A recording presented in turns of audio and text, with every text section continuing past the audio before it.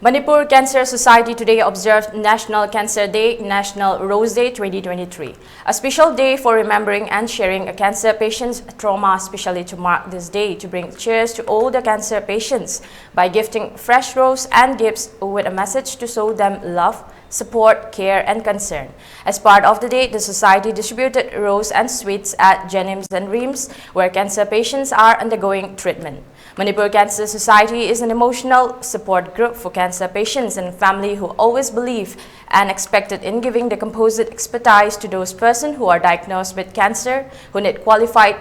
team of medical oncologists, radiation oncologists, surgical oncologists, radiologists, histopathologist and consultants, etc., which will be the base device discussing the best treatment and care for each patient.